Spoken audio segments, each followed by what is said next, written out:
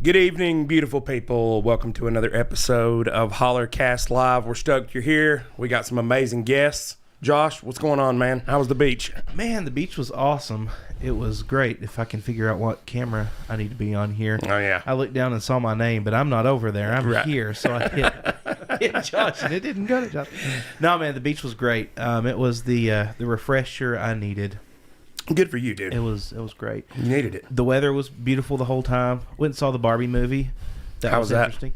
It was good. There was some really funny parts. I feel like there was a lot of political stuff interjected into it that could have not been. No. I know. No way. I know, it's crazy. We don't do that at all with movies anymore. Right. But, minus all of that, it was actually pretty funny. Nice. Yeah. Nice. It was pretty funny. And I'm able to ignore all that nonsense because, it's par for the course nowadays, right? It's par for the course. But, yeah, I'm glad to be back. Glad to be back here. Yep. So, introduce our guests. Well, we got two really awesome guests. One was a little bit of a surprise last minute, but one we announced, Mr. Wayne Pate, candidate for Spruce Pine Town Council. What's up? Good evening. Yeah. Good evening, all you Spruce Pine folks out there. Pleasure to be on tonight. Awesome. And then, surprise guest, got Mr. Philip Heiss, candidate for mayor. What's going on? Glad to be here. Very glad to be here. And welcome. Hello to everybody out there in Spruce Pine and everywhere else. And we're going to just discuss a few issues. There you go. Well, thanks for being here. I know I hit you up really last minute. We thought Jimmy was going to be here, so we got limited room at the desk. So I was trying to save room for Jimmy, but when I heard he wasn't going to be here, I thought, well, we're talking about water infrastructure a little bit tonight. So this man knows it like the back of his hand. So I thought it might be pertinent to have him here. But absolutely, I tell you what, man, let's do some sponsors. Yep. And then we'll get started. HollerCast is proud to partner on our first community fundraising effort, Give Keith a Good Leg to Stand On. Keith Stewart is a member of the community who has had several life-changing medical diagnoses arise this past year. He was diagnosed with stage 3 laryngeal cancer and has had to have his voice box removed as part of the treatment. Also, due to complications with neuropathy, he has wounds that cannot heal and needed a below-the-knee leg amputation. Throughout all this, he stays strong and proud, missing his life of being able to speak and walk. Keith is a kind-hearted soul and has always been a helping hand to others, and now he is in need of a helping hand himself. His savings has been depleted due to the overwhelming cost of the surgeries and medical bills. The funds raised will be used to pay for a prosthetic leg, an electric wheelchair, making his home handicap accessible, as well as a permanent voice box implant. Please visit the link in the description below to donate and help give Keith a good leg to stand on. This episode of HollerCast is brought to you by Big Al's Pack and Ship. Located off Roan Road in downtown Spruce Pine, right next to Webb Funeral Home, Big Al's is your full-service shipping solution, shipping out UPS, FedEx, as well as DHL. In addition to shipping services, Big Al also offers copy and fax support, notary public services, and is Spruce Pine's go-to source for U-Haul truck and trailer rental. If you're looking to ship out a package, mention promo code HollerCast at checkout to receive 5% off. Again, that's promo code HollerCast to receive 5% off shipping services. Big Al's Pack and Ship. Make ship happen. This episode of HollerCast is sponsored by Moondust Lounge, Spruce Pine's only dedicated bar room and live music venue.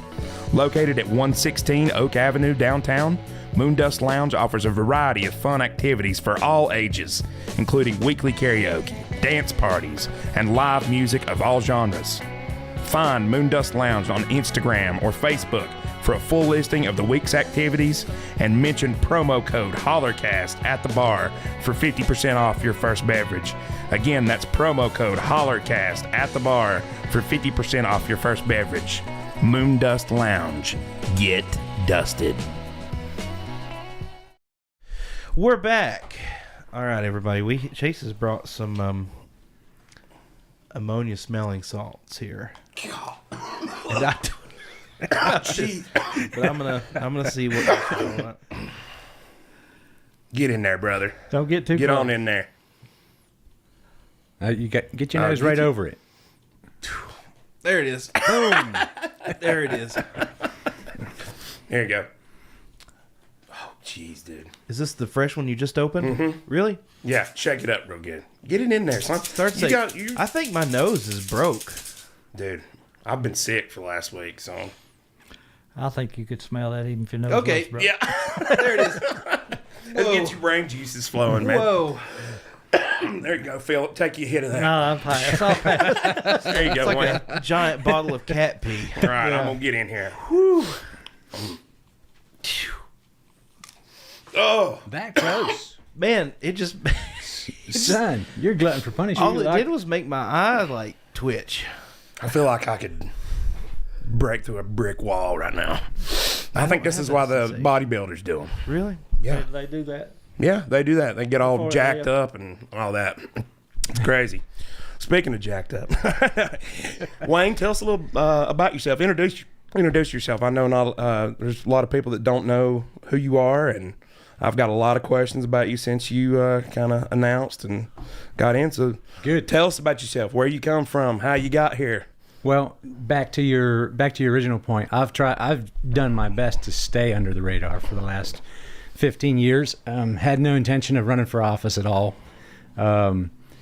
This came about by a series of events that were probably sort of outside my control, and some of them were pretty telling in terms of my direction to coming here. I do not like social media. I don't like a lot of this type of thing. Although my business is a forward-facing business, and my job, I work in sales, and I do business-to-business sales. I meet a lot of people. I travel quite a bit. But my family and I have lived here. I'm the father of 3 daughters, and have a wonderful You got a family. beautiful family. Love my family and passionate about raising a family. And love Spruce Pine as a place to raise my family. I'm very, very happy with our choice for having come here 15 years ago or so. I've been here long enough to feel like I'm from here. I've lived here longer than I've lived anywhere else. Cool. So a couple of cool facts. I've lived in Central America for 2.5 years. Oh, wow. Worked there as a missionary. Met my wife there. Married her there. Made my family go there for the wedding, and brought her back. Went through the whole legal process, so I have an interesting perspective on immigration and immigration law, as well as I like to think that I have a fairly broad perspective on adapting to culture and Sure. lots of different ways of looking at life from multiple different perspectives. I speak German, Spanish, and English. Oh, I didn't know you speak No. German. German was my first language. Really? I'm a little rusty on that now, having learned Spanish later. Right. But yeah, like I said, I'm passionate about families. I think Spruce Pine is an ideal location for families. I think that we can build on that. Love to see what's happening in the parks right now in Spruce Pine. All of our parks and rec upfits. I think that's an important piece of investing in our future. I'm concerned about public safety as a result of that. I want my kids to be able to walk on the street without feeling threatened or being at risk. I care about the rule of law and law enforcement. Also, as an extension of that, I think it's important to have law enforcement to be able to keep some form of peace. We have to have rigorous law enforcement, and so I decided to run because I felt like there was a hole for maybe a younger, fresh perspective on the town. And And you're how old? You weren't supposed to ask that, Chase. I'm 43. I'll be turning 44 this year. I still think of myself as being 21, 25 years old. I don't feel a day over 25. I was sitting here thinking you could put two of you in his age together and wouldn't meet me, but I'm wrong now. He proved me wrong. I thought he was younger than that. So, I'm things I'm passionate about. Infrastructure. Hence why I'm sitting here tonight. I care about the water and sewer infrastructure in our town. I care about industry and entrepreneurship. I think it's really important to build on what we have here. I think we have a lot of opportunities. But there's some things that have to happen before business can really grow here. And we've seen that. We've seen businesses try to move here and businesses that were here move out of here. And some of those things are an overall infrastructure that embraces family. Things like relatively inexpensive housing. I think that's a huge piece of what we need right now. We need reliable infrastructure. We need, I think, school choice is important. I'm not saying that our local public schools don't offer good education, but I think school choice is important. We have a couple of good private school options, especially in the faith-based organizations. And so I think a lot of this can be expanded out, and I'm passionate about finding ways to expand it out. Sure. And been working in the construction trades all my life, which means I work and I care about getting things done. I care about action instead of just a lot of words. And so I plan to do my best to ignore the senseless chatter and actually to get some work done. Hopefully. Yeah. Well, I've known you for quite a while now, Wayne, and one thing I can always say is you are a fine worker, my friend. You are a constant, reliable source for me. I know that. Many times I've been stumped on the job site, and I'm like, who am I going to call? I'm going to call Wayne. So I appreciate that about you, man. There are those that would call me a workaholic. Yeah. I think that's probably safe to say. So tell me, because I've never asked you this, where are you from originally? I'm originally from Western Pennsylvania. Yeah. I was born into a very conservative family, very, very religious family, and grew up with traditional values, very, very strong traditional values. Learned to respect authority at a very young age. Got out of school at 8th grade, got my GED 2 years later, self-taught from there, and passed my GED with flying colors. It was a local faith-based private school that I went to. And went to work at 14 and worked hard for lots of years. And so that's where I came from. Eventually, I was 20 years old when I first got my taste of culture outside of my community. Went to Africa on a mission trip for 5 weeks, places where they'd never seen white people. Didn't wear any clothes. It was a very interesting experience. Wow, you just stepped right into it. Stepped right into it. It was shocking. The kids ran away like we were ghosts because we were pale-skinned and everybody they'd ever seen was black. Right. It was very interesting to be the foreigner. So that's one of the things that a perspective that I've become accustomed to is when you come into a new culture, when you come into a new community, you're the foreigner. Sure. So you have to be careful how you approach issues, even issues that have been there for years and years and years. You have to be careful how you approach that because it's what people have gotten familiar to. And so there's ways to bring change in those environments, but you can't just go in and try to change it all in a day. That's not going to happen. There's no possible way for that to happen. Yeah. And really, it's a lot like kicking against pricks. You're just goading yourself if you try. So there's bridges that have to be built. There's things that have to be done to create bonds where there's trust in order to get anything done. And I don't think that that's any different here. When a lot of people have a hard time coming here if they're coming from the north especially, because you're not from around here. Sure. And so when I came here, I was already used to being the foreigner. And so my wife and I actively worked on building relationships and trying to, open doors and hold doors open. My wife's amazing at that. And so lots of relationships were built and we have lots of great friends here. Sure.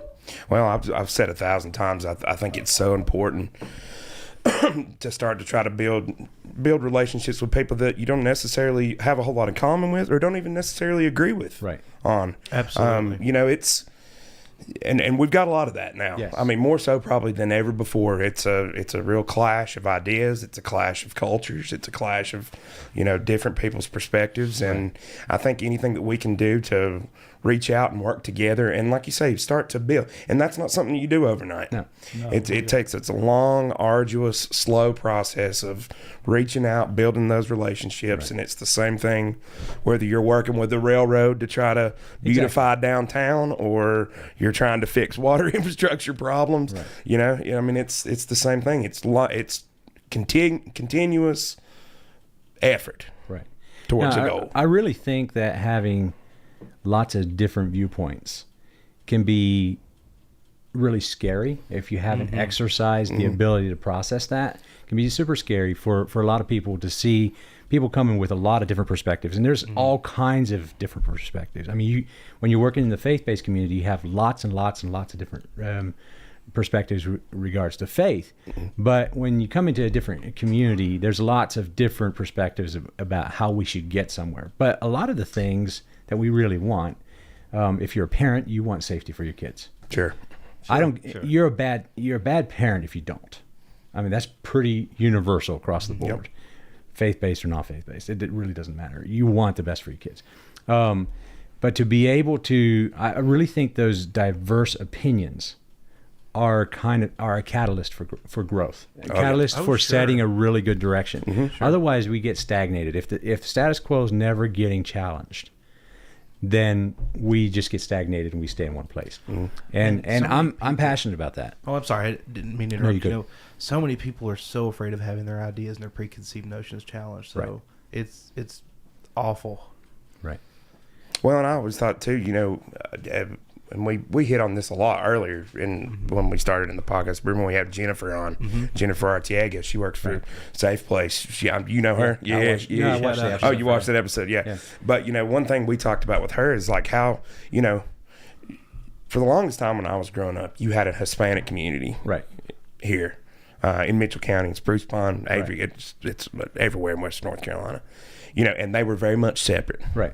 From a lot of those people were first-time immigrants, you know, that were originally born in Mexico or born in Central America, wherever.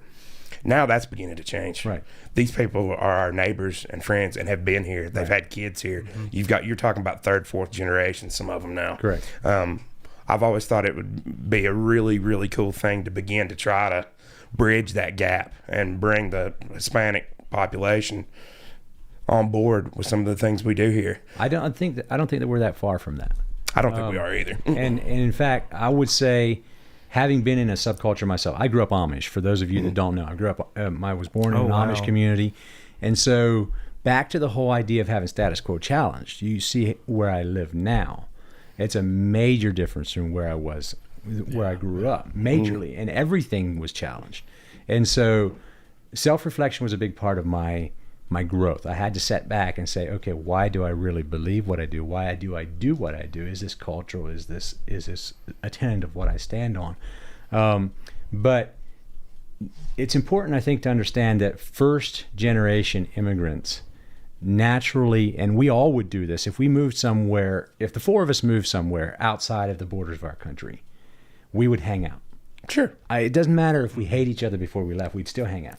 Because the pressure of everything being different forces us to lay down our differences and dwell on the things that we have in common. Language, for one.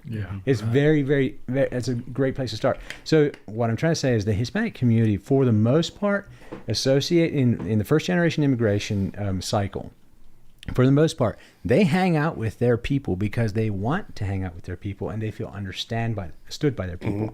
The second generation goes to school with you or my kids. And my daughters didn't want to speak Spanish when they were in school because none of their friends spoke Spanish. So when their mother would speak Spanish to them, they're like, don't talk to me like that. Talk to me in English. Right. And so that starts to change. And then as the kids start getting involved in sports and friendships and things outside the family, then dad's got to come along. He's going to come along because most of these families are have strong family-based cultures. they're going to come along. They're going to sit in the bleachers. They're going to make sure their kids safe when they're getting coached. They're going to make sure the locker rooms are a good place for them, as to the best of their ability. So now it's dragging them into the culture. It's pulling them in by a force that's stronger than you or I. Oh, sure. And so now, third generation, we're integrated. For the most part, we're integrated. Now, I think the step here locally could be putting out the message, you're important. Your opinion's important. We value your opinion. Absolutely. Come and help us make our town a place that all of you thrive inside. Yeah. Absolutely. And so that's kind of the approach that I think could be taken to bring the Hispanic. I don't think we're that far. I don't think we are. I think it's naturally going there anyway. Exactly. It's going to go there anyway. But it's, reaching out that hand to say, hey, Right. we're here. This is your town too. Correct. This is your place too. You belong here. Right. So I think that's really cool, man. I think that's really cool. Man, I'm glad you're here. It's good to be here. I know. Thanks for having me. That's awesome, Thanks for dude. having me. Well, so I don't know how to make necessarily a segue into this, but water. We had a water line break. I don't know if anybody saw, and we had a little feature on WLOS today for the town, which definitely not positive publicity. But if you want to pull that up, Josh, we can look here at the. So this was Miss Stacy Bailey. I do believe she lives out on Carter's Ridge. She's not in the town. Bow time. Oh yeah, everybody loves Bojangles. Let's go. They're not paid sponsors. I'm not letting them play an ad on my podcast. That's not happening. Bojangles, if you would like to reach out to us, we would gladly advertise for you. You may want to give them the marketing phone number. So Yeah, exactly. I think it's probably over now. You can go up and play it. I just wanted people to see kind of what the big hoopla was here. Oh, and there it goes again. Yeah, it's gonna. They're gonna get their ad in one way or the other. Yes, they are. we are a captive audience. Okay. Yeah, here we go. Western North Carolina town is looking kind of muddy today. As News 13's Charles Perez shows us, it's a problem that has some residents in Spruce Pine seeing brown. When it comes to small towns in western North Carolina, you think about green mountains and clean air and clear water. Well, now, according to some folks right here in Spruce Pine, the water is anything but clear.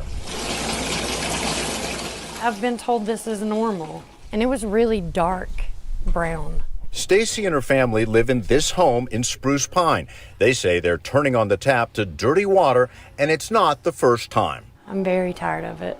So is her son, who got hit with it while in the shower. Halfway through the shower, Started turning brown. the water started turning brown. He said it looked like something from a horror movie. We asked the town manager, who told us about a water main break Wednesday night. The muddy water that occurred overnight that we weren't aware of was pushed toward town, which geographically is our lowest spot.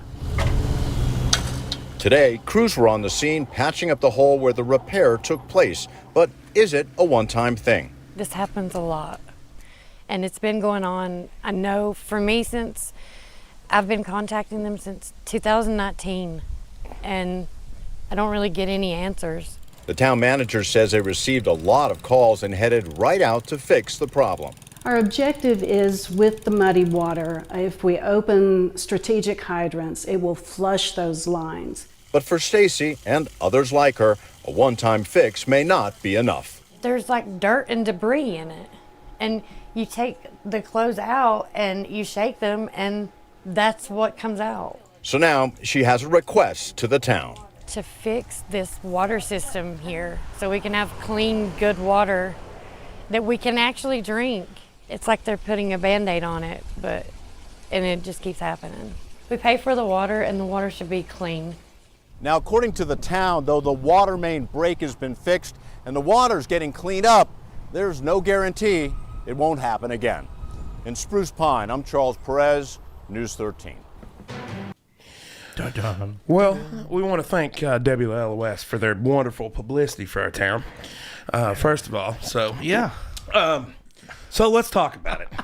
So all I've heard is we got to fix this water system. We got to fix this water system. Philip, you're a former mayor and were the public works director for a long time. I know you have a unique perspective on this, and I am keenly aware that this is not a problem that you just snap your fingers and it gets fixed. What are the biggest challenges, Philip? First of all, one thing I want to say, I don't believe anybody associated with the town of Spruce Pine would ever tell a water customer that is normal. No. Sure. Absolutely. That's got to be false or exaggeration. The challenge is enormous. It is enormous. First of all, the town had two problems simultaneously. The one that they showed patching out there was a small line that did not cause the muddy water situation anyway. At the same time, they had a major line blowout on Carter's Ridge Road that feeds Greenlee School. And that house, I know that house, it's right beside Greenlee. It's right beside Greenlee. Greenlee. Yeah. Mm-hmm. And that happened with them not even knowing that it did happen. Mm-hmm. It happened at night. Sure. So, yeah, the water system really got stirred up with that. Right. The little line that they were repairing on 226 didn't cause her issue. Right. But anyway, it's an enormous challenge.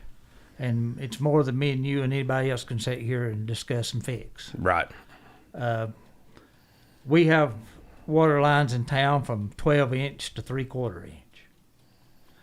Our major lines, 6-inch and above, we very seldom have much problem with them at all. They're in good shape. Because most of those ran to the school systems or to the prisons or something like that because they're major water users, right? And it's laid out of ductile iron pipe or PVC pipe. Mm-hmm. And those lines are consistently stable. They very seldom ever give problems. But the lines that were installed before ductile iron and PVC was used are still in the ground in our system today. Mm-hmm. Most of them are 2 inch or smaller lines. Mm-hmm. And most of them are galvanized pipe. Mm. And so the challenge becomes, so when you have these water main breaks and stuff like this, is that mostly just a result of the freeze-thaw cycle? Yes. Yeah. Especially on bigger lines. Okay. Ground heaving. Mm-hmm. If you go through a winter where the ground freezes hard and then all of a sudden turns warm, you better sleep with your boots on. Right. Because it's going to happen. Right. But the 8 years that I was public works director, what we fought and hassled so much with was smaller lines breaking because of age. There's galvanized lines in every town in North Carolina or every town in the United States, 50, 60-year-old, and still being used today. And what happens is those lines just get to be stopped up, and the more you restrict the line, the more the pressure. So a 3/4 inch line might not be running a 3/8 inch flow of water through it, but it's that 3/8 is contracted to where it's putting a lot of inside pressure on the line. On the lines. Yeah. And so eventually they just get so small it just blows up. Gotcha. Water's got to go somewhere. Right. If you're feeding that 3/4 inch line with a 2-inch line, and you're got a 3/8 inch flow, there's a lot of pressure behind that 3/8 inch flow. Right.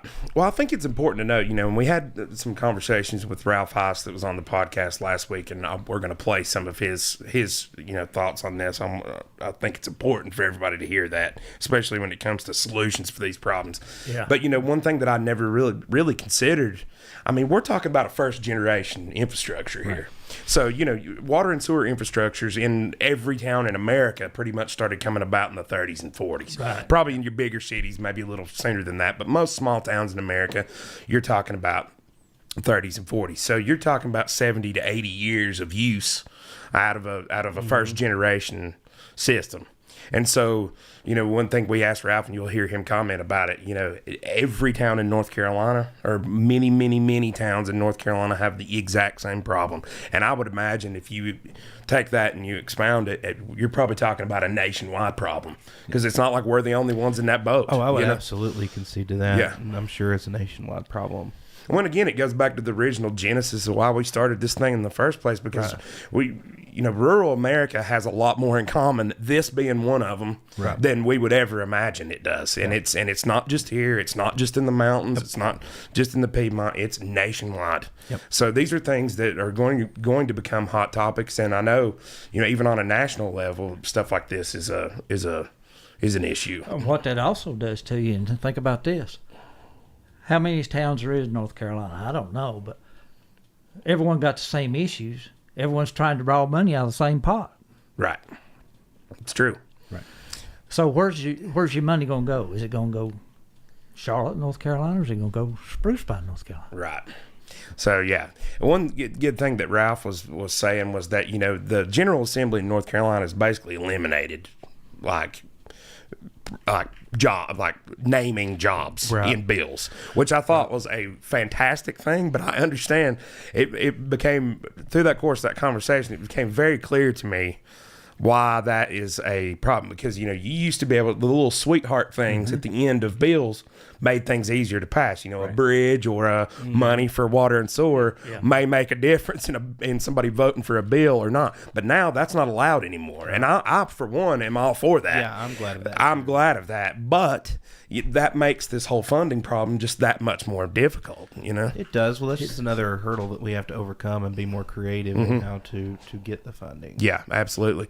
Well, and the one thing, and you can speak to this too, we have an incredible water source here. Oh, we have the most pristine water source, I think, in the state of North Carolina. Our Beaver Creek Reservoir system is one of the most pristine sources of water.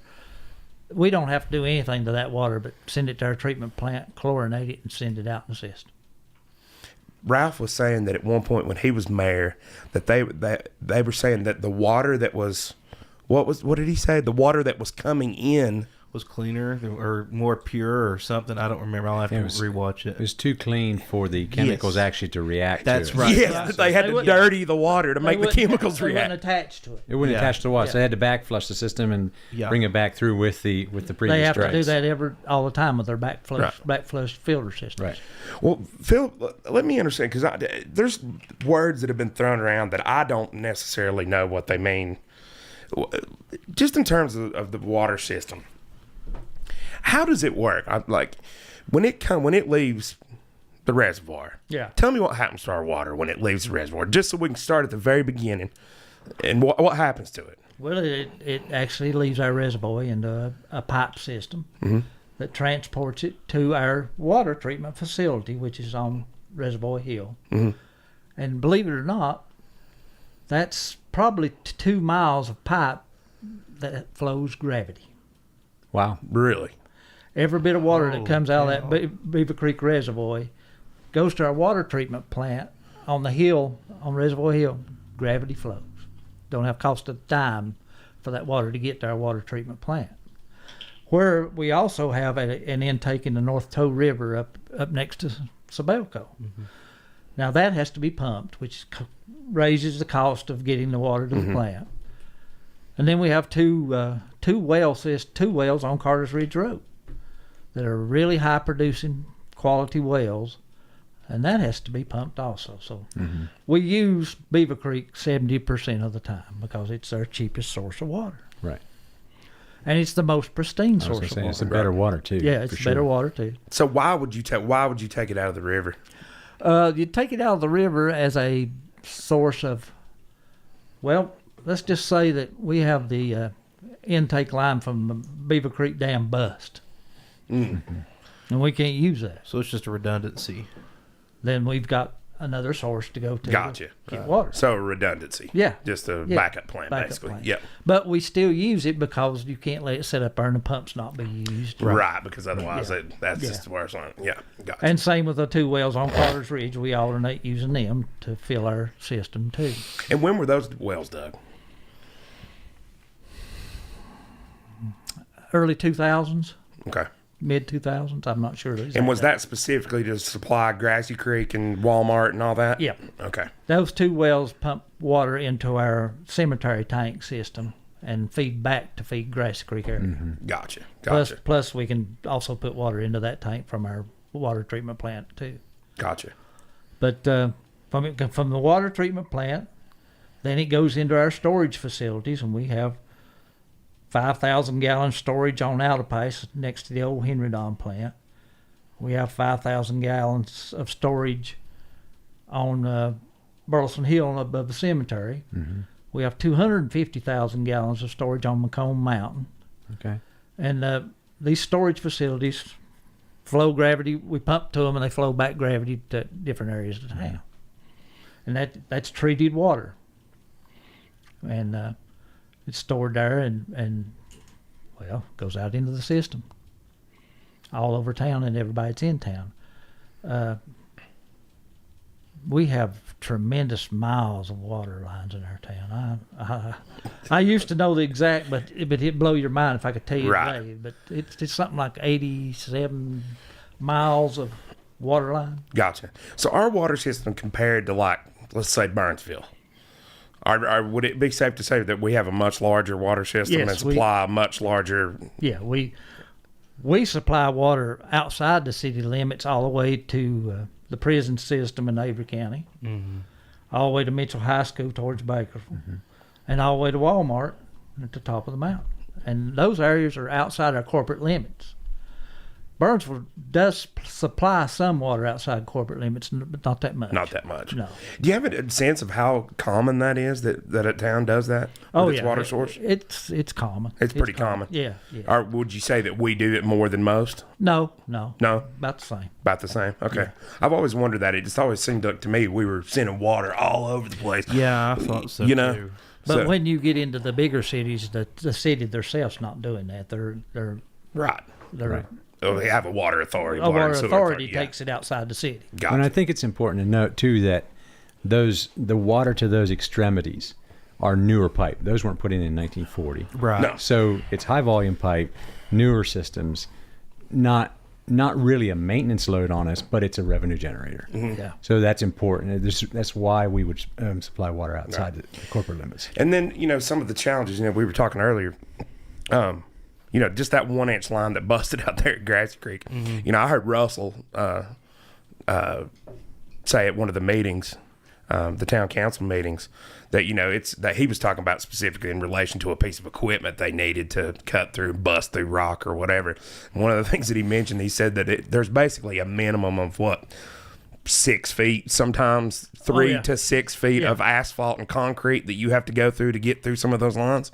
Laura told me that she drove by that break out there in Grassy Creek, and they literally had a ladder, down in the hole. Yeah, literally a ladder. So we're not talking about something that's just as easy as you go out and stick a bucket in the ground, and it's 18 inches right there. You cut a little asphalt, and there's the water line. So you were telling us about up here behind. Henry Don. The old Henry Don plant. A few years ago, I got a call at 6 o'clock on a Sunday morning from a gentleman. Said, "Philip, you got any problem with the water? I'm out of water." And he lived out on Ridge Road towards Avery County. I said, "No, I don't, but I'll call the water plant and find out if something's going on. I'll call you back." Well, I'd no more hung up with him until the water plant called me. And they've got SCADA systems on their tanks. They can tell the water level in their tanks, and when it gets so high, the pump's cut off, and when it gets so low, the pump's cut on. Well, Donnie says, "Philip, if you don't get up to our Henry Don tanks up there, the level in those tanks is dropping so fast that we're going to be dry. Both tanks are going to be dry in a matter of minutes." That's 250,000 gallon storage tanks. Jeez, that's a lot of water. Right up the road from here. Half a million gallons of water. Wow. Right up here on the hill above Henry Don. Wow. I jumped in the truck with my shoes half on, my pants half on. By the time I got to the storage facility and got into the tank, there wasn't no use closing the valve. It was dry. Really? 500,000 gallons went down that line in a matter of 30 minutes. Goodness gracious. I didn't have to cut the valve off. What, nothing to cut off? No water in it. Wow. the guy that manages Spring Bay Mountain said he was out on the porch of the office early that Sunday morning and he said he heard a train coming down the creek. Wow. And he said when it went by, it's just a big tidal wave and gone down Spring Bay Creek into the river. Really? Yeah. So what happened? Did you have a line bust there at the tanks? A 12-inch line busted right below the tank. And it was a major, major catastrophe. So you got a shovel out. Yeah, I got and you a shovel. started digging. And then We had no idea how deep that line was in there, and we really didn't have any idea that they had filled that whole area in there when they built that back plant, which used to be, I think, Lexington. Mm-hmm. And they put like 15 foot of dirt on top of a line that was buried 6 foot deep to start with. jeez. So everything's a challenge. So it was what 21 feet deep 21 in the feet. ground, Yeah. and took you until what Thursday? That to was fix. Sunday morning, and we got the water back on, I think, late Wednesday, or during the day Wednesday, but we're still there filling and cleaning up Thursday night. Goodness gracious. Everything's a challenge, and progress makes the challenge even more. Mm-hmm. Right. Because, water lines were laid. I've got some old plans. The water line that was laid to Henry Don shows that line laid 4 foot off the shoulder of the road. You know where that line is now? Dead in the middle of the driving lane because they've widened the road. Right. It's That not poses a challenge. It's not on the shoulder of the road no more. It's dead in the middle of the road. So I mean, again, these things are not just as simple as Nothing, no. oh, fix it. And when Y'all get right on that. Yep. Yeah. We just got to stop traffic for 3 days. Right. Dig up the entire road. What I argue with the state so much about when it comes to progress is the fact they widen roads, widen intersections, but there's never no money in those projects for relocating utilities. And you would think that would be almost at the forefront of, does that include gas lines and stuff? Yes, it Oh does. my gosh. It does. So we're That burying seems gas like lines right under the highway. That seems like a great idea. Problem, yeah. Holy cow. Spruce Pine's older system, most of our water lines were laid on state highway right-of-ways. But they were laid back in the 60s and Right. 70s. Okay, what's been laid in them right-of-ways since then? Yeah. Fiber optic, gas, Gosh. sewer, and our lines are the deepest. So what do we got to go through to find our water line? Right. We got to go through 2 or 3 fiber optic cables as big as your wrist. Gas line, high pressure 6 or 8 inch gas line.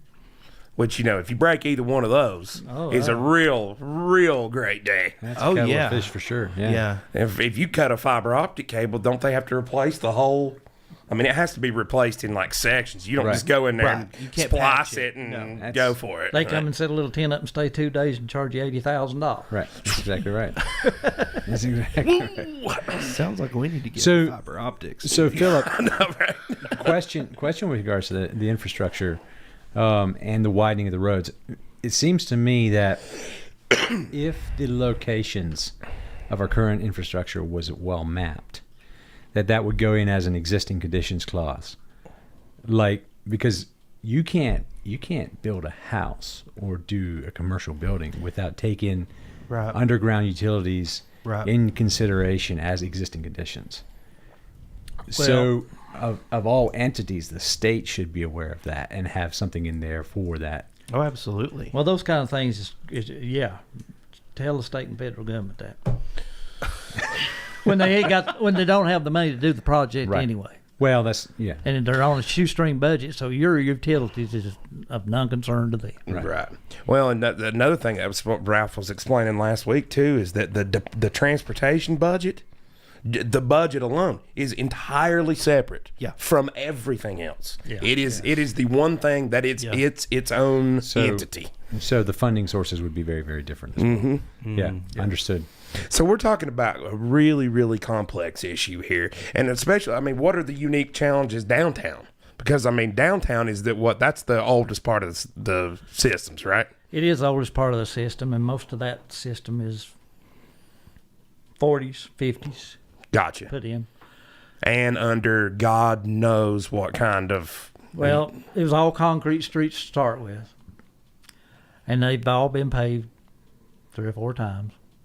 So when the water's coming up here, over here, there's a seam there. But the water leak could be 20 foot down the road. It's just coming up here. But you've got to bust through the concrete and asphalt up here and then chase the water. Mm-hmm. So you may be 50 feet down the road before you actually find the exact, or up the road usually, before you actually find the exact leak. And all that's got to be through asphalt and concrete. Mm.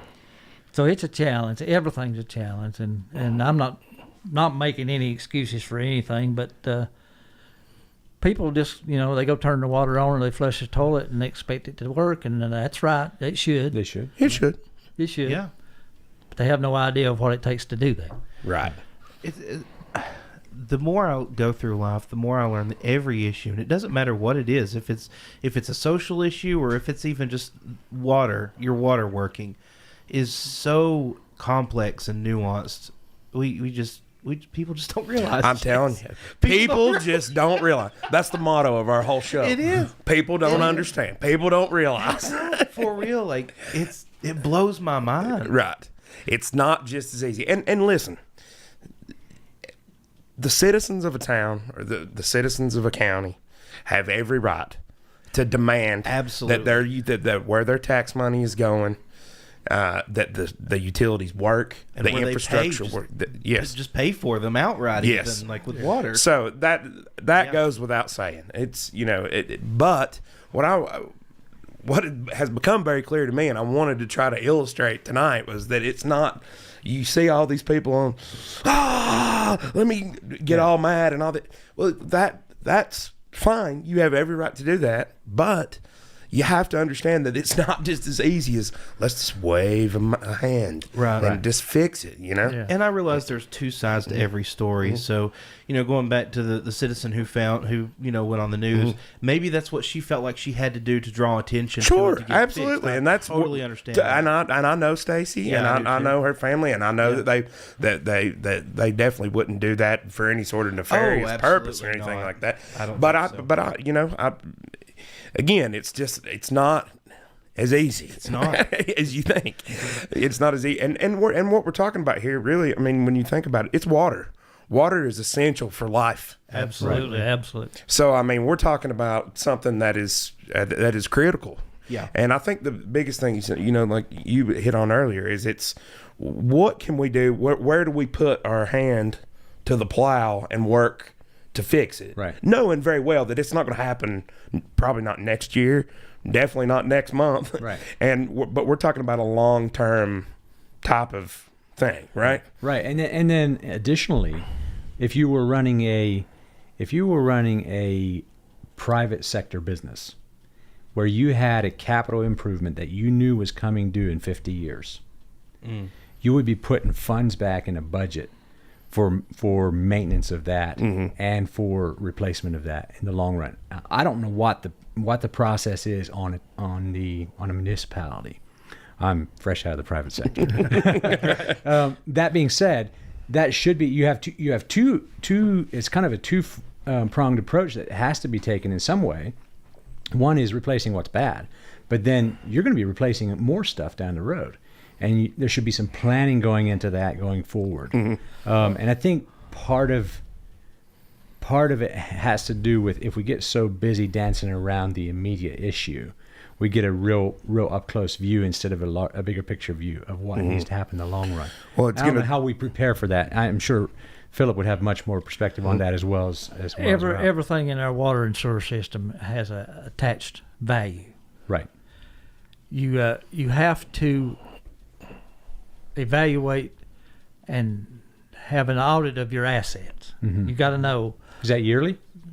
Well, it needs to be updated ever so often anyway. Correct. And we do. The town has that system, and they know that this water line or this water tank was built in 1955. Right. And so, and you have to update that management, update that asset survey, even to be able to qualify to submit an application for a grant. For a grant, okay. That's the first step. That thing has to be updated, and you have to have an engineering firm Right. put a value on every water line, every tank, every pump in the system. Right. And you've got to, what do they call it? When the value goes down, you know, and Depreciate. depreciate that system. And once it's depreciated out, it's no value. Right. So do they replace it or plan to replace it when it gets depreciated out, or? That's the plan. Okay. But a lot of our major infrastructure is in that plan and it's followed, but we don't have any idea. And I'm going to say this, we don't have any idea of where a lot of our water lines are or what sizes they are or anything. Because they just put them in the They ground. just put them in the ground and there's no maps. Right. Yeah, Ralph mentioned that on the podcast, I think, last week, that we have no idea. Well, this may be a good time. Can you cue that up? Yep. Yeah, we can look at that. They were put in the ground by our former public works employees to serve certain areas, and never was mapped. Don't know where they lay. You find them when they working leak. and covered up. You find them when they leak. Right. And I asked Ralph, and we'll watch this, but I asked Ralph, like, what do you do? Do you call an engineering firm in to deal with that? But let's listen to him. I thought this was great, and I wanted to replay it, and I've posted on my Facebook 5,000 times because I think it's important. Before we play it, I just got to say, the title of this episode, Bears Everywhere, was because Jimmy had seen bears in his yard, and he had sent me a bunch of video clips and pictures of said bears that we never got around to. So now it looks like we're at a gay club or something. I wonder where you got that. How Ralph and the bears got that. I thought that's the first thing I thought when I got home and saw the title of it. I was like, oh man, we never. And then I forgot to change it, and it's up there now. So I'm just like, whatever. But there we go. Oh man. So this $3 billion, if there's any way to get 1.5% of that for the infrastructure of water in Spruce Pine, let me know how I help to make that happen. Yeah. Well, and I said this, and I've talked to people who are running for the office and others. This year was the first year I got a request from Spruce Pine for their water and sewer. Okay. And so this is for the water lines in Alda Pass. Mm-hmm. It is my hope when we finish this budget for this year and next year that we will be earmarking $1 billion each to water and sewer infrastructure. And that we will for a state fund, and then the people that request can dip into that based on some criteria. It is my hope that Spruce Pine's project will be earmarked in that. Understood. More than applying, but we've got to get to that point. Do you have an idea, just to stick on that for just a second, do you have how much is, because I know this is a big thing in the local election this year, is the water and sewer is terrible. Water and sewer is terrible. Whatever, we got to fix the water and sewer. It is. We can't be the only ones in that boat, right? No. Every time. It is. This is one of the more common water and sewer infrastructures came about in the 40s and 50s when everyone was, still had a lot of outhouses in North Carolina, and we put in the systems, and a lot went with wells and septic systems, but then that doesn't manage a town, so you started building those and putting them together. That's 70 years. Sure. Mm-hmm. So that they're all infrastructure coming is due. collapsing. Yeah. Look, I was mayor here. Like, we didn't know where our water and sewer lines were. Right. Like, no one drew a map when they put the water and they just sewer put it lines in. in the Spruce Pine. They just put it in and connected it. Yeah. And the best we had at the time is Elbert kind of remembered where they did that. Yeah, I think we did that there. A couple years it was an ago. invaluable And resource. even go into Burnsville, and I know Burnsville's had all this.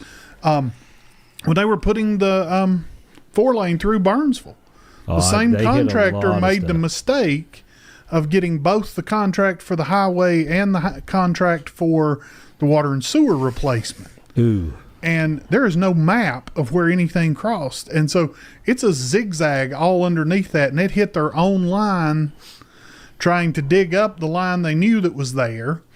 And it became a cost loser for them to pick up that entire project. It is common all across western North Carolina. It's sure. not just the areas we need to reach. It's the areas that we've reached, and someone did it with terracotta pipes, or someone did it with... Right. Yeah. We've got all that. Somebody put our sewer line underneath downtown. Yeah. And build all the concrete on top of it. Yeah. To say that somehow a current administration or whatever somehow responsible for all that or whatever else. It's not rational. Right. It didn't even happen in their lifetime. Now, do they need to put together a plan for replacing those and those kind of things? Sure. But I think everybody's got to realize they're putting together a plan for what they still don't know. Mm-hmm. Yeah. It is. When I was mayor, we generally billed for about 30 to 40% of the water we purified and sent out. Gotcha. We were losing more than half our water somewhere into the system. Wow. Pause it for a second, Josh. Coming in. Is that still the case? No, that's not the case now. We're actually probably billing 60 to 65% of what we're producing now. We've tightened down on that. But does that have to do with the addition of the ledger pipes and the pipes to Walmart in the last? So some of that is they're large consumers, is large consumption. More water going out, more water getting paid for as well. Yeah. I know Duke Energy dumps energy into the ground up here for some of these things because they've got it all routed out. Do we waste any water where we don't service Henry Don and all that anymore? No, we don't waste it. It's stored and used. Gotcha. But I can find the major leaks because they're going to show up and somebody's going to see them. Right. But I don't know where them little leaks is. Them little 3/4 inch lines are seeping all over town. Or all over. I can guarantee you my street's full of them. Well, yeah, your street's one of the oldest lines in town. Right. 1920s is when that. Wow. Well, and just to give you an idea too, here's another thing. And I ran up into this. This was at Swiss Village up in Little Switzerland. I'm starting a development on a lot for a gentleman there. It's one of the only lots on Blue Ridge Road, which is one of the it's a piece that juts out from the main part of Swiss Village and goes out there. It kind of sits up nearly right above the skyline over there. Yeah. So that's where you're talking about. Well, if you remember, for years and years and years, everybody thought it was a wet water spring that was down there right past the skyline. If you go out there, you can still see it in the road where it's affected the road. There was water that ran across the road right there all the time. It would fill up on the side. Well, everybody just thought it was a wet water spring. Well, it turns out they've been trying to figure out at Swiss Village where all their water was going. They have their own water system out there. Yeah. Mm-hmm. It was, the line was right in front of the lot that I'm getting ready to build. That was where the bust was. It never showed up on the ground. It ran through the ground. That lot has a 500-foot elevation difference from the top to the bottom. That was what was coming out on the road down below there. So you're talking about filtering through limestone and God knows what else to get down through there and then running out on the road down there beside the skyline. It's amazing. So, I mean, you may not even see the leaks that are happening. I mean, especially a smaller one. You would never in a million years see that. It's buried. And a lot of our lines, back in the early days when we had communities that wanted city water, the town done their best to hurry up and get water into those systems. And they weren't necessarily laid on the shoulders of the road. A lot of our lines in Spruce Pine back then were laid as the crow flies. And now they're in the middle of laurel thickets. Mm-hmm. Mm. Big laurel thickets. Right. Had to tear down creation to even get to them. Yeah. Isn't that crazy? Yeah. Crazy. And people just don't realize. People just don't realize, dude. No maps. Maybe if they'd hit some of these smelling salts, they'd realize. They would. Anyway, we can play the rest of this too, because I want to get to the part where he talks about the funding and all that. Yeah. But don't forget, I know we get bull advisories all the time and everything else, which is common in many counties in your whole jurisdiction. Spruce Pine's inflow to their water treatment plant, and this may be 10 years old, but is cleaner than 96% of the outflows in North Carolina. Absolutely. Wow. So if you go to any plant, it's cleaner coming in than processed going out at everybody else's. As a matter of fact, they used to have to backfill through the filters to get the turbidity up high enough for the chemicals to react. Mm. Really? That's coming in. So you had to use what you filtered out to get the Again. water dirty enough to the chemicals to react to Wow. be able to come back in. Between Beaver Creek and our wells, we have an incredible water source. Oh, yeah. There's no two ways around it. Yes, we've got a piping issue that delivers it all across, and there's problems with it. And every time it freezes, not when it freezes, when it thaws, the ground shifts. Yeah. There's another water's out. Everybody in the town's experienced it and dealt with it and those kind of things. But So what you're saying is we should take the Henrydon facility and create a Spruce Pine bottled water company. I don't think that's a bad it would be idea, by the incredible. That's what coming in. I think it'd be better than most bottled water that's out there right now.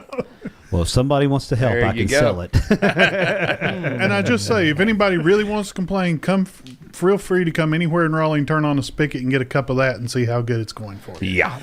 Not good. I would take that challenge almost nationwide because Yeah. I'm in cities all over the country every week, and I will tell you, I would rather, and I do constantly, go to some of these streams in the back hollers and drink out of the stream before I drink out of a water fountain in any hotel in America, almost. And that's true. I'm telling you, it's the truth. And I saw the other thing, just to comment about the water. The South Toe River was rated one of the cleanest Yeah, I saw that. streams in I saw that too. North Carolina. I used You can North and fast South forward it towboat. just a smidge if you want to through this, because we start talking about when the river ran white. Remember that? Oh yeah. What I wanted to get to is where he talks about how the funding. Okay. When we digging get through that much rock and those kind of things. So we've made some investments. We've got some $2 million, I think, went last year to Bakersville to improve their water system and others. So we've been making some of those investments. But anytime, I didn't know in December that this new money was going to be available. And so when it hits, if we get a budget by August or whatever else, that's the time we have to have spent it all. And this is true for all legislators. And so the towns that are prepared with a plan and an ask, Right here. Yeah.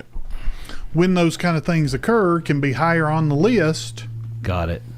than the towns who are asking for planning money. Right. That's what coming in. I've got another one in my district that's a huge priority with water and sewer. If some of you may have heard, in Canton, This is Evergreen crazy. closed. Right. Well, the town of that was their Canton, treatment facility. That was Canton Yes. treatment. Listen to what he says about that, because you think our water problem's bad. Listen to this. listen to Yes. didn't have a water and sewer system. It belonged to Evergreen. It belonged to Evergreen, to the plant. Now, you want to talk about getting caught in a system. They've agreed to keep it running for 2 years after they've closed. It takes 3 years to get a new plant permitted through DEQ. and and that's another the- year or two to build it. Right. And that's the numbers they're giving me from DEQ trying to get it done themselves. Good grief. Not the normal operation. So your environmental planning and everything else. So now we're trying to figure out how to make emergency operations for 2 years from now when they run out of water and sewer. Wow. And that's so a $40 million. Canton's going to smell for a different reason. Yeah.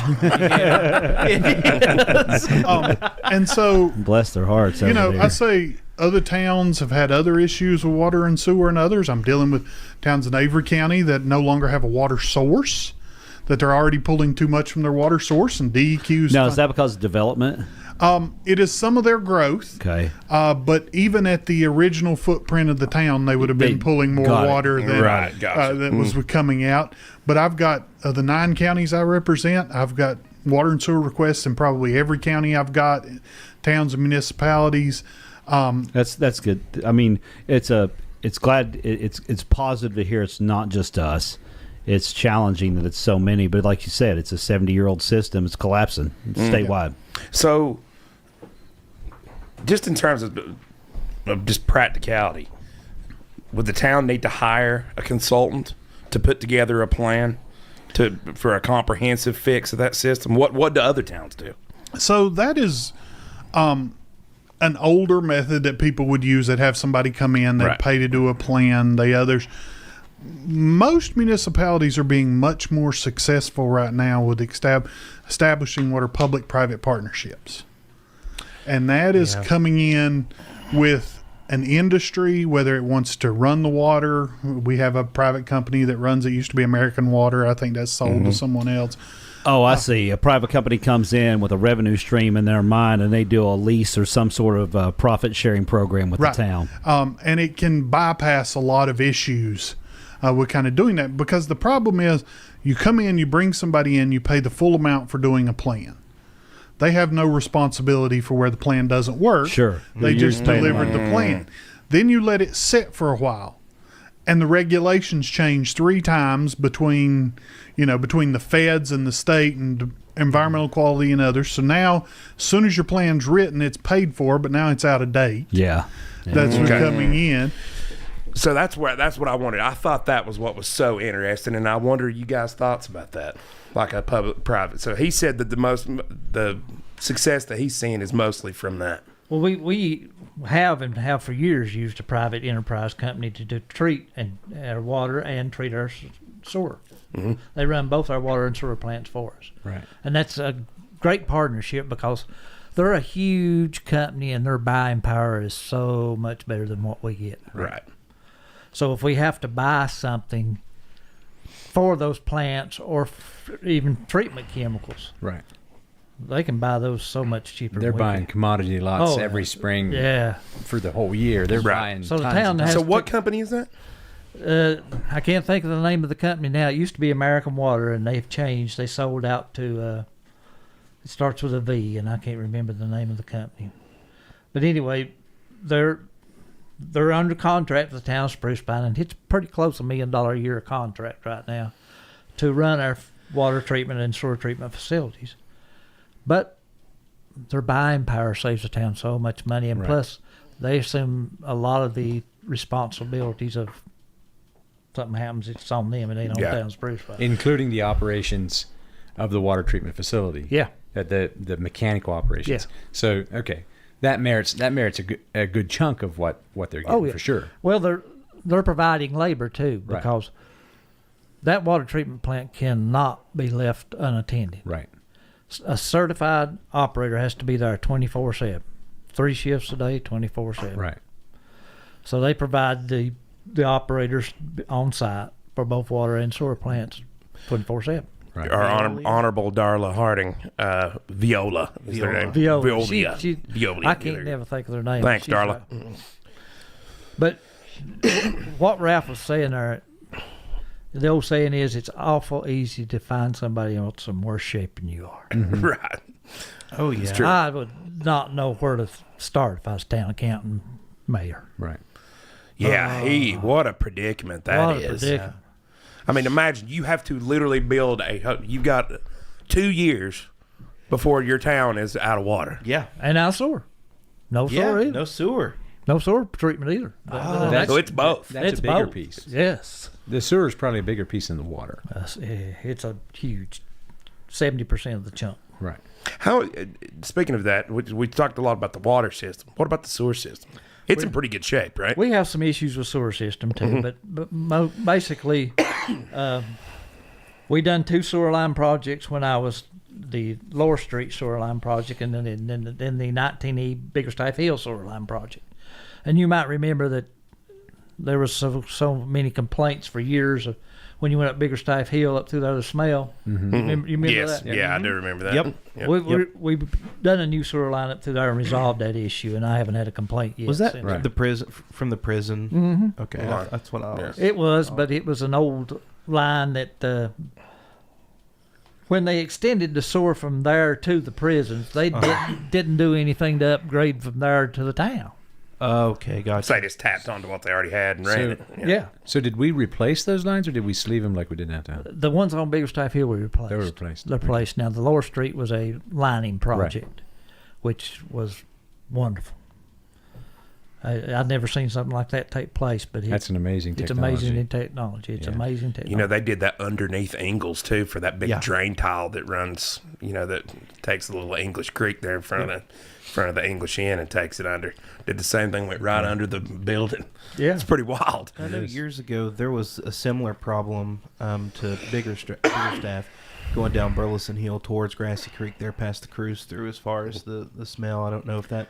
I've not noticed that, so I'm assuming it got resolved. It got fixed also. That smell was from that pump station on the hill there. Okay. And it was rebuilt and new pumps and new stuff put in that, and we haven't had any issues Yeah, since then. I've not smelled it in years. No. Yeah. Awesome. So we've put. It's not like we've. That's the other thing I hear a lot too. Is I don't ever do nothing to fix it. Well, you do. I mean, You do quite a bit. but you You got. do quite a bit, and you have no choice but do quite a bit. It's not like, well, you know, the old saying is out of sight, out of mind, and that's true some ways. Right. You put water in the ground, you put sewer in the ground, it's out of sight. Right. But if it's out of mind, so soon it's going to come back and bite you. right. Exactly. Sure. Well, what do you think the viability is of that? And here's the other thing. I was thinking about this because when all this started happening, I went back and watched that. What risk do you run? I mean, we've got an incredible water source, like we've already said. What risk do you run by putting a private company in charge of something like that? Do you know? I haven't researched it enough to know to tell you that we've had a great working relationship with American Water and the company that has it now, because they employ local people to do it, and people that actually live here and drink that water and flush their toilet. Right. Now, their management is not from here, Right. but the people that we trust and are actually in these facilities are local people. You know, Russell Langford, who is now Public Works Director, was 20-some years in that water treatment plant and done a fantastic job. And he left it to take our Public Works Director's job when I retired. But then Donnie Staten stepped in, who was under him, and, you know, pretty well Runs as it should. Yeah.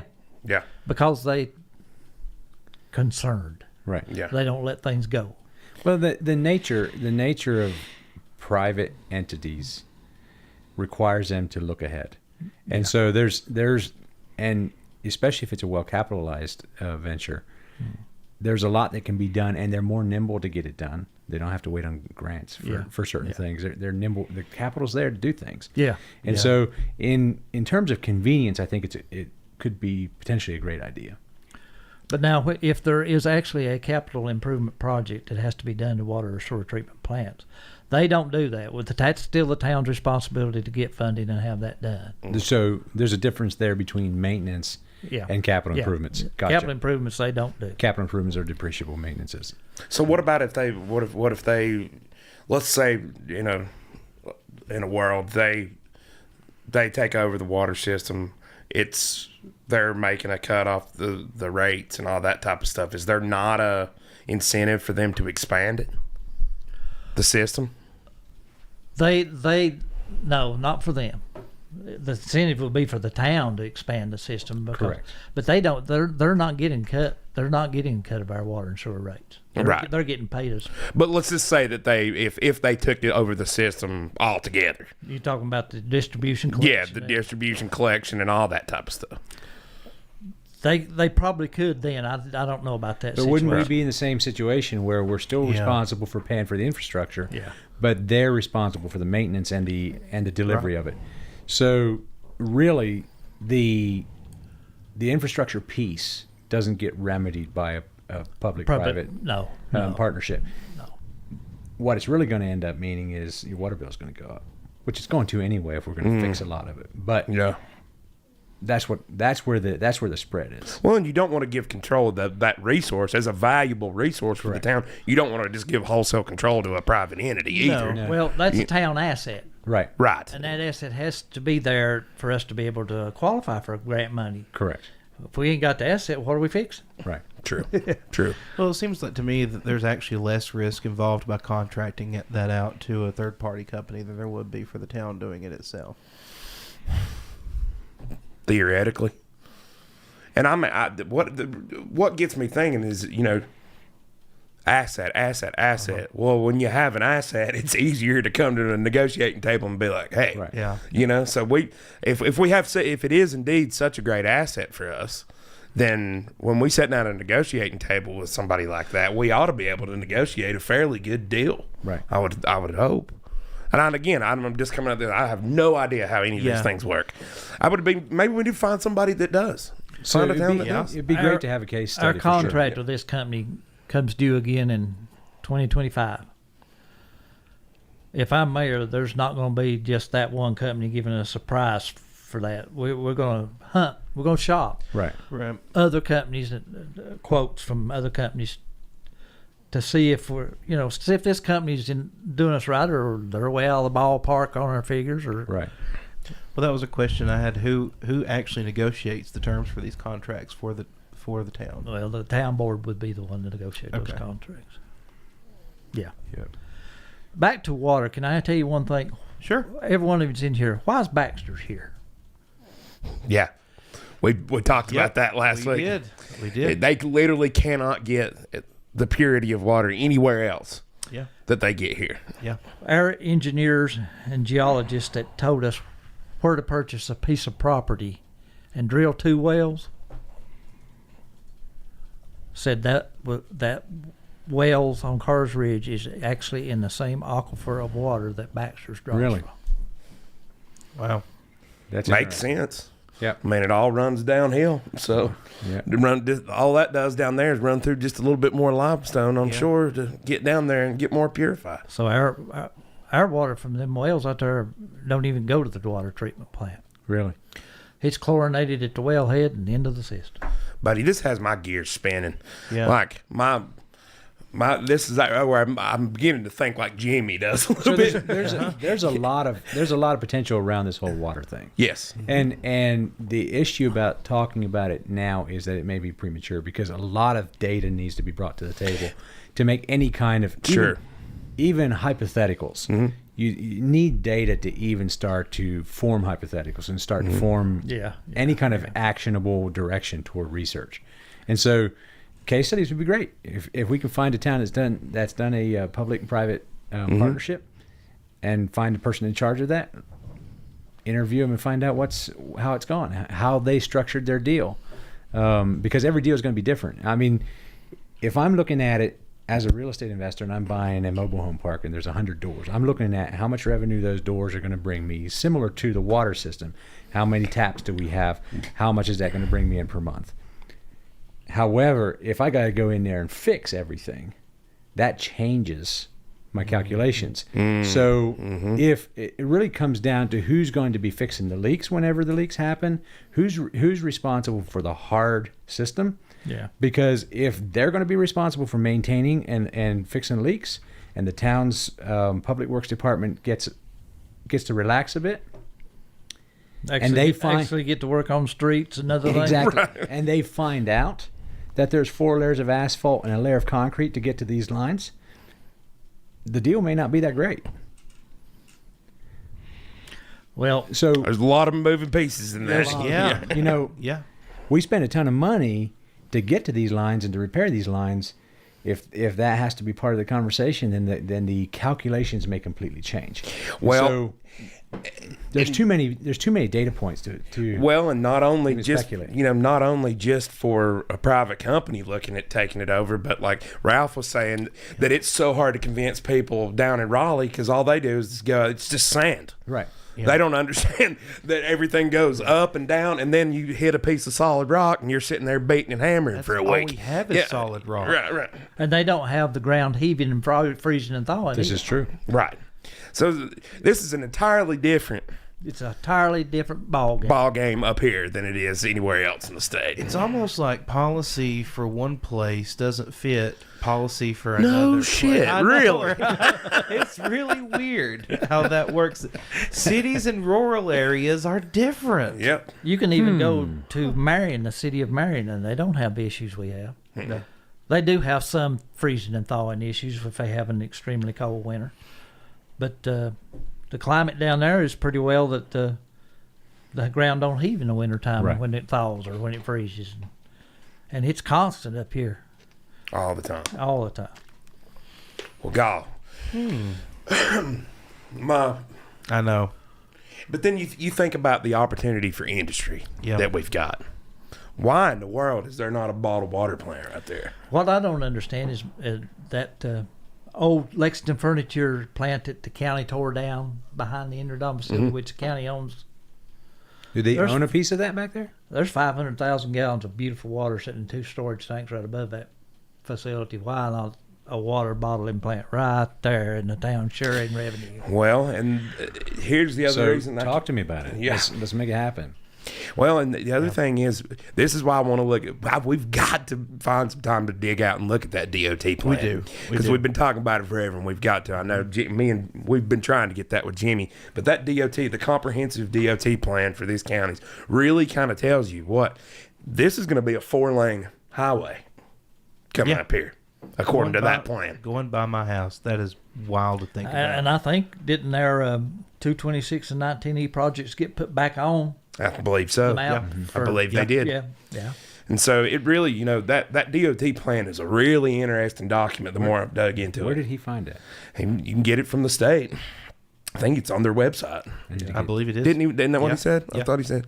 Yeah. But he got it. But yeah, it really shows you because the DOT plans, 20 years in advance. Right. And so it really shows you what exactly they think about what's coming and you're talking about bike lanes and an expansion with a turning lane all the way from the top of the mountain to there at the cruise through to connect to that. That's just one of 100. That's a small piece. The town has a board member on that board. Really? Rocky Buchanan. I did not know that. He goes to Boone to that meeting once a month, every month. Really? He's on that committee. So Rocky knows, and he's our contact. I would love to speak with him about that. He's part of that High Country Council of Government. He's our representative on that Council of Government, which I used to be when I was mayor, but Rocky has been, and Rocky does a great job with it. Right. Well, I wonder, I know that they helped the town put together the land use plan. Yeah. That they just did.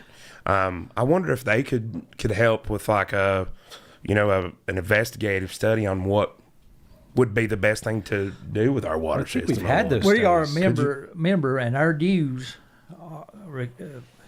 give us access to their knowledge and their abilities.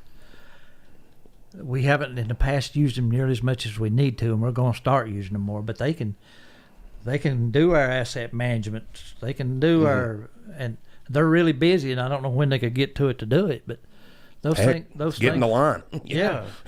We've got that resource. We need to use it. Yeah, tap into it. Let's use it all we can. You can ramp up supply if the demand's there. So if they need to add more people to their, because we're asking for more, let's be part of that. Yeah. Absolutely. Yeah. I think and I think that's where you start with things like this. You have to do case studies, investigate what the options are, and know what you're making a decision on before you get there. Right. And these companies, Rural Water Association in the state, provides free services. You got a water leak and you can't find it, call Rural Water. They'll send their guys out here with leak detecting equipment and stuff, and they'll work night and day till they find it for you. And it's free. Wow. They do a lot of services free if you're a member of the Rural Water Organization. Yeah, right. Yeah. Huh. Yeah. Gosh, that's pretty cool. I had no idea.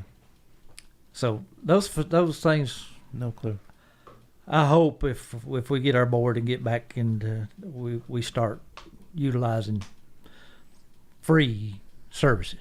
Yes. Love the idea of free. Like free. Any day it comes. Any day it comes. So, anything else? I know we've covered water. What else is going on? Anything we need to hit on? What are we going to do about housing? Provide good water. No, Give good them something to drink and they will come. I mean, those things are big pieces of infrastructure is your first piece to that for sure. But you can't find a place to rent for under $1,200 anywhere in this county. Gosh, much. No. What do you have a sense? Does either one of you have a sense? I just can't believe that somebody's already not jumped at the possibility, and maybe some people are in the process of that. Well, why are there not apartments being built? We're in a bit of a difficult spot because there's kind of an intersection of building material prices going way up. And so your cap rate on something, if you've got an apartment complex, your cap rate based on how much you can get for rents has been affected by the building materials market for sure. If you're building new, and so what we kind of have is from what my perspective is, we've got a bunch of people came in basically had people screening all of Western North Carolina on the MLS for anything that was 150,000 and under, and bought it up sight unseen, put offers on it sight unseen, and turned them into Airbnbs. And so there's a lot of that has happened. Tons. If you look up, I manage an Airbnb in town, does quite well. But if you look up how many Airbnbs are in Spruce Pine, I think last time I checked, there was 92 Airbnbs in Spruce Pine. So you can rent it out 2 weekends of the month and make what you can make renting it to a long-termer, and way less impact, and it gets cleaned after every guest, and it's a really, really good business plan, honestly, for a lot of, it was better than it is now, but if you take good care of your stuff and you're strategic about it, it's a great business plan for a real estate investor.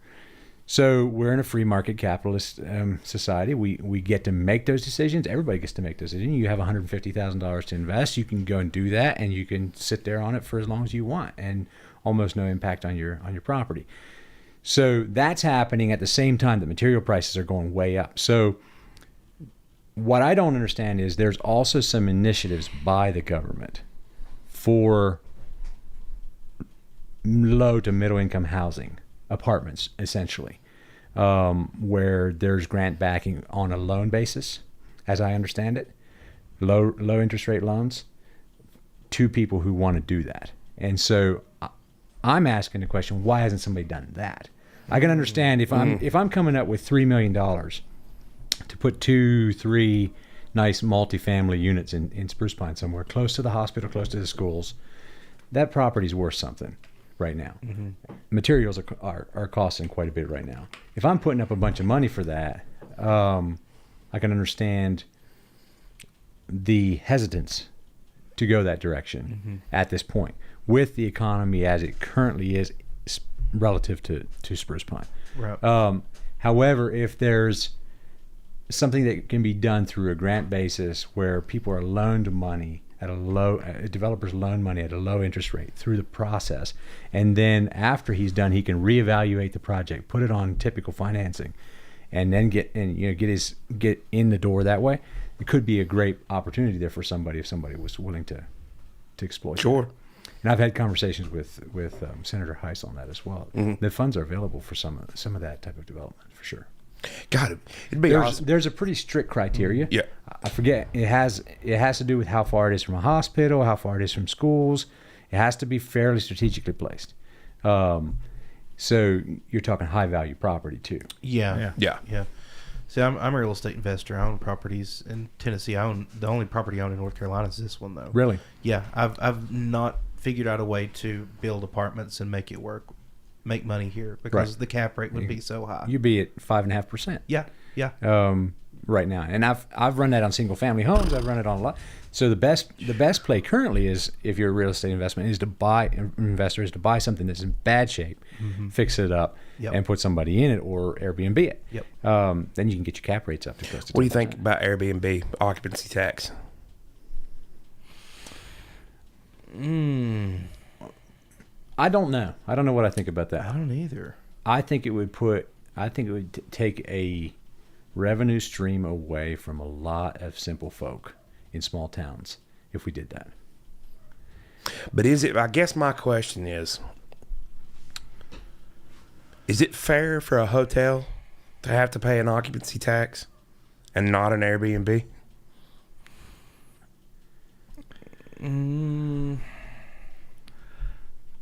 That's hard. That depends on which side of the table you sit. So. It really does. It does. It really does. And if you're a hotel management or a hotel owner, it's not fair. My mom and dad would roll over in their grave if they would have been having to deal with this now. That's hard. I mean, how can a hotel compete? Especially what you would have around here, like a boutique hotel, like we've got, and that's in a unique position because you got mail and partner, dealing with most of that. But if you were trying to do just a bed and breakfast, Richmond Inn has to pay a occupancy tax. So is it fair for Richmond Inn to have to pay an occupancy tax? And all the Airbnbs, and all the Airbnbs don't. So, and it's an untapped tax market too. I'm going to tell you this way, in terms of the simple one-dimensional answer to your question is no, it's not fair. Right. the question is it just? Because there's a difference between the two. Sure. In my opinion. Now, with the gray area for me, because personally, if you're sitting on the side of all these big corporations are evil, and there's really not a personal attachment to these big corporations, and they can be taxed because before it even gets to the people that are stakeholders in them or dividend people that receive dividends from them, there's not a mom and pop sense of that. Right. So the gray area to me is the bed and breakfasts. Yes. Those are in my opinion, those are the ones that are really suffering. Right. Sure. You can sit on the side and say the corporations are evil and they need to be taxed, and I think that's probably some of the sentiment that brought that. Sure. Yeah. Of course. But I will tell you this: that more than 50% of the Airbnbs that you have are people that have 3, 4, 5 of them that depend on that for their retirement. Mm-hmm. Yeah, that's you're a right. very big difference between. There's a very big difference between that and a motel. And a chain that's got big pockets. Yeah. Is it right? Is it equitable? Yep. Is it fair? There's a lot of different ways you can slice fair. I wonder who determines that. If the county would ultimately collect that tax if that was to ever happen, right? The county pretty well would collect it, then it might be distributed back to so much to the cities. Right, so much to the town based on however many were in the town. Yeah. Right. That puts me in the mindset of Robert Kiyosaki and Rich Dad Poor Dad talking about how the middle class is the only ones that pay taxes. Rich people and poor people don't pay taxes. And the middle class does. So it's very. I equate that to the bed and breakfast. Like you were saying. Wow. And unfortunately, in the last 2 years, the middle class paid taxes both through taxation and inflation. Yeah, absolutely. And the middle class has taken a massive hit. Mm-hmm. And so you've got people that used to be able to afford to rent a 3-bedroom, 2-bath. They're trying to make it in a 2-1. Yeah, I don't know how people barely do it. make it. I literally do not know how people do it. I don't either. I mean, and it's not okay. I mean, I'm paying my mortgage payment is like $900 a month. Right. If I was to sell that house and somebody was to get that house right now, they would easily be paying $1,700 a month on a traditional mortgage. Right. Yeah. How do they do it? How would they do it? I don't know how. I literally do not know how most people make ends meet. I don't either. I literally cannot figure it out. No. And I've racked my brain. In 1986, I built a 1,320 square foot house and borrowed $59,000. Brand new. Brand new. Wow. And now that would probably be 250. You're probably talking 250 on the low end. With the county, on the low end. Yeah. With the county evaluation now, they've got it valued at $280,000. Right. Wow. Well, I moved here I sold my house in Asheville in 2015. It was on the market for 14 days. I had 56 some odd showings. People got in a bidding war, went under contract with it. The bank would actually not loan the amount of money that they ended up going under contract with. So that one fell apart, and I had to go again. Wow. Finally found a bank that would loan the money for it. So I left, got up here, bought the house that I'm in right now for $187,000, $189,000, I think it was. I remember when you bought that. Yes. Yeah, you had just worked on somehow. Did some work on it. So in the chat, Darla says, Commissioner Jeff says the Airbnbs do pay an occupancy tax. Oh, really? I did not know that. That's good to know that either. I didn't either. So I think was that a North Carolina thing? I wonder. I don't know. I know that everything that the client pays, we don't get. I know that for sure. Airbnb takes a cut. I know there's taxes and fees on there. Mm-hmm. So it's good to know that it's coming to the county. That's great. Yeah, I didn't know that was a thing in North Carolina. Last time I checked, I don't think it was. But, anyway, thanks, Darla. But no, I was just going to say my house, I'm $187,000. That was in 2016. This is, 7 years later? I had a realtor tell me I could put it on the market for $320. Yeah, $325. Holy cow. All day long. And I would die to do that tomorrow.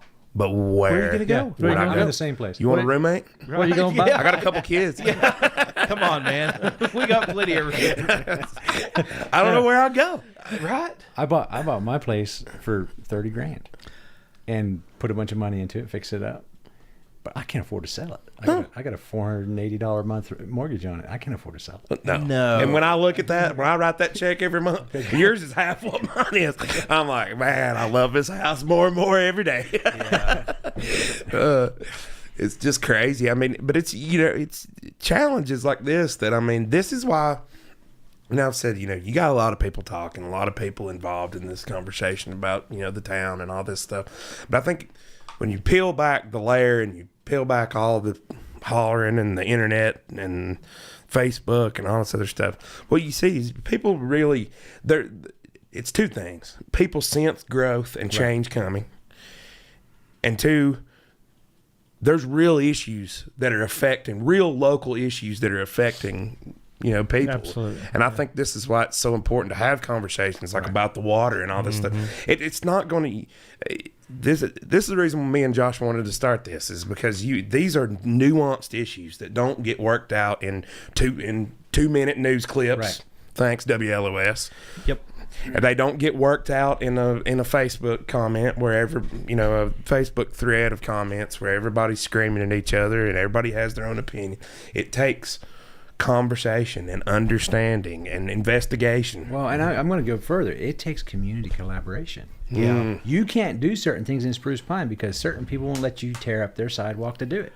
Well, progress is going to be an inconvenience. It is absolutely going to be And if we start, and what I hope we can, and I hope we will soon, start doing some of this infrastructure stuff. People's going to have to understand it's not a convenient thing, and it's going to disrupt their way of life, and it's going to disrupt their convenience, and it's going to get in their way. And if it's downtown, there's going to be businesses that are affected for 3-4 weeks if we're tearing stuff up. Yeah. Everybody's got to start working together and start, instead of pointing a finger and acting like they've got no responsibility in this situation. Yeah. Come on, you're a citizen of the town. Yeah, just by virtue of living here, you have a responsibility. Right. And it's not even people necessarily that live in the city limits. It's the people that own businesses in the city limits. It's people that recreate there, that shop there, that Everyone's going to feel the growing pains. Yes, everybody's going to feel the growing pains. And it's hard. Yeah. But it takes conversations like this and other ones and understanding and grace and love and a lot of things, neighborly things. A whole lot of forbearance. Yes, forbearance. And money. Money. Yeah. When the citizens, or not just the citizens, but everybody that's on the town water system gets their bill for July, just think it's paying for water and sewer rates. It's got to go up. So we've got to have revenue to do. And the town has increased water and sewer rates for 3 or 4 years now, and they had to again this year. We had no choice. I wasn't on the board, but if I'd have been on the board, I'd have voted for it. Right. Because we ain't got no choice. So, correct me if I'm wrong, but that got mandated by the state, correct? Or the state basically... The state basically says if you don't think enough of your water to charge a decent rate for it, then we don't think enough to supplement you to fix it. Exactly. People need to understand that, because we've been historically low on our infrastructure services in terms of what it costs per month. Years back, we had the lowest water and sewer rates in any town in the state of North Carolina. And so there's something to be said for that on the state level. And they're going to say, if you're not maintaining it, you're not charging enough to keep it up, why should we stand good for that as a replacement every so often? So you lose points on a grant application if your water and sewer rates aren't up to what they say they should be for you to maintain. Understood. 86 miles of water line. Understood. So what do you do about that? So it's a chicken and an egg. Yeah. So you have to start somewhere. Any grant you apply for, is they take this thing and they look at it and they say, you get a point for this because you've got this shovel ready to go, your engineering's done, project's ready, and you get oh Lord, your water and sewer rates are so low, we got to take 2 points off, so you're in a hole. Right. That's crazy. But that's the way it works. That's the way it works. Everybody complains because the town issues boil water notices. We have to issue boil water notices, but would you think there's a good side towards that? That is a record of a need. Gotcha. Every boil water notice the town of Spruce Pine issues is makes a a lot of documented sense. record of needs when you go to apply for money. Really? Oh, yeah. Makes perfect sense. Okay, that makes perfect sense now. The more you know. Wow. That's crazy. So this is another reason why I say all of these decisions have to be not only data driven, but there's a level of transparency that has to happen with the data Yeah. to be able to work inside this municipal type of. If you're sitting on a committee operation. that's offering out money and you're looking at dozens of different grant applications and you go back and say, well, they had to do 87 boil water notices last year and most of them was in this one area Right. that they've applied for money for. To replace. They need help. Right. They've proved they need help. Darling Butler is a saint. That's like throwing. Wow. She takes all the heat for doing that. Yeah. But there's a point behind it. There's a point behind it. Yeah. Yes, yes. Most people wouldn't know that point behind it. And Well, and it's also a good, you don't want to drink that water. Oh, unless of course. people- I mean, you have to. It's but there's Right. another point behind it. Wow. well, and the other thing I don't think people understand either is that just because you have money doesn't mean you can just spend it on whatever. A lot of that money is earmarked for certain Allocated, things. yeah. So let's say we get this grant. Oh yeah, we'll fix the water and sewer. Well, that's not for that. That's for parks and recreation. Or Well, what's going on right now is we spend a lot of money, got a lot of grants for park and recreation, Right. but we couldn't apply for that money for sewer and water. Right. It wasn't available for sewer and water. Somebody was going to get it. I heard somebody ask about the windfalls from the Sweeney, that Tim Sweeney, the guy. Was that part of the money that was used to do the fire department and the police and all that? Was that what that was? Yes. Yeah. It was, Could have some of that been used on water and sewer? Yes, and it has been some of it used on water and sewer. It has. That money was part of the money that paid for the sewer projects that we done. Gotcha. So it was. So that money was used for that. Money Yeah. money's still there. We also used that when the ABC board bought the building they're in building. now, but we financed that. They paid us back that money with interest. Correct. Yeah. So we made money on that. So is that money that's capital then that we can put up as a match in an event of needing a matched grant? Well, that money was put into our general fund. Yeah, it goes into fund balance or whatever. Yeah, so I'm not sure how that would work. About can we transfer it? Your Right. water and sewer fund, enterprise fund stands alone. Gotcha. You can't use your general fund money for water and For sewer. water and sewer. That's what the person was explaining Gotcha. to me, and yeah. So it's not like you can just take whatever's in your general fund and just be like, oh, hey, we need to do this massive Water line project. You can't do that. It's gotta be- That's why the revenue from water and sewer rates and bills bills your revenue for your enterprise fund for water and sewer. And that's where your money comes to into that. Well, and we desperately needed a new town hall. Let's just be Oh, honest. If oh, you ever yeah. went into that, I Dude, mean, it was awful. yeah, that was bad. I mean, that's not a good image for the town, and we desperately needed, and which that same building housed the police department, Right.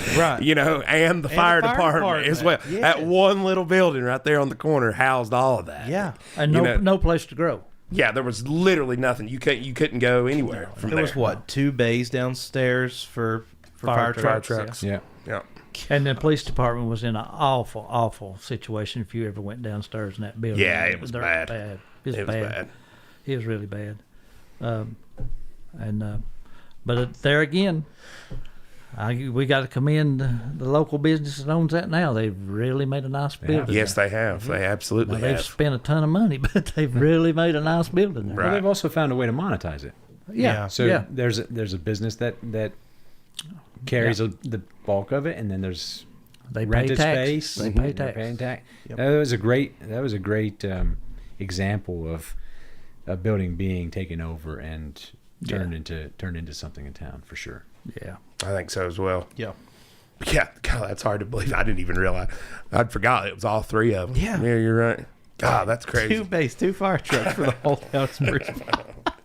Well, and too, I often think about, your fire department, your police department. You want to talk about essential. I mean, infrastructure is one thing. Dude, if you don't have police and fire, I mean, what do you? Right. You're done. You're done from the outset. So to me, that's the first piece. Yeah.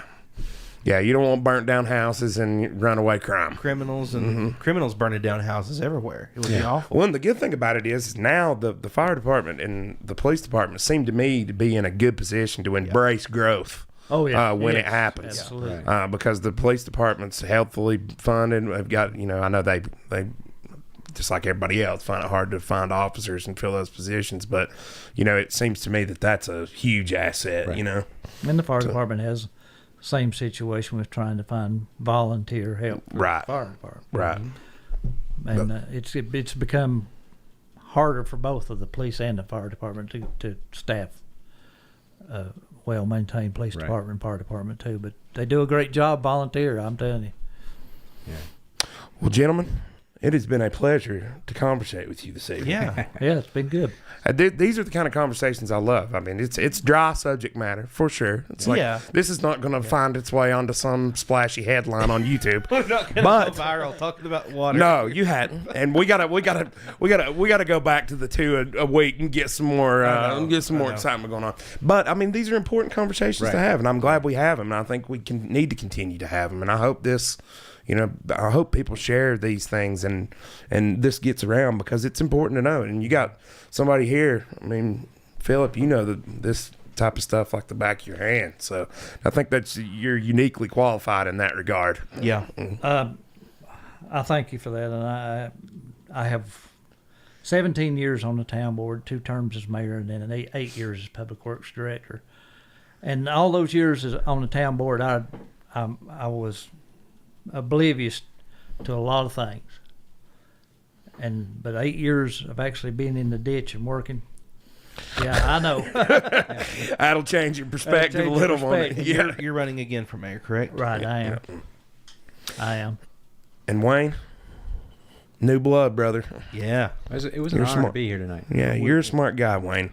I think we're lucky to have you. Oh, absolutely. I hope people get around to meet you. I look forward to meeting anybody that wants to meet. Look forward to meeting everybody. You have questions. I'm not afraid to state where I stand, and I'm not going to get into a big dramatic argument about all the gossip that's going around town. I don't care to meddle with that. Come on. I will duck every time. I'll leave the room when that's going on and go out and dig a ditch. There you go. Absolutely, man. That's what you got to do. Put work in. Right. Put that work in. Well, Josh, you want to take us away, brother? Sure. Everybody, thank you so much for watching. I've thoroughly enjoyed it. I've learned a lot. Again, as always, every episode I learn more, which is why I love doing these, because you don't know what you don't know. Be sure to check us out, shophollercast.com, for all of your HollerCast merch needs. Like, subscribe. Oh, yeah. Share. It helps. Please. We need to get our subscribership up. We're slowly getting up there. We are. But we need to get to 1,000. Yeah. Big time. Big time. And that will make it a lot easier for us to bring you guys some really cool stuff. Yep. So. Absolutely. So, yeah, please please subscribe. It doesn't cost you a thing. And it helps us out so much. We love you all. Until next time, peace out. Bye-bye.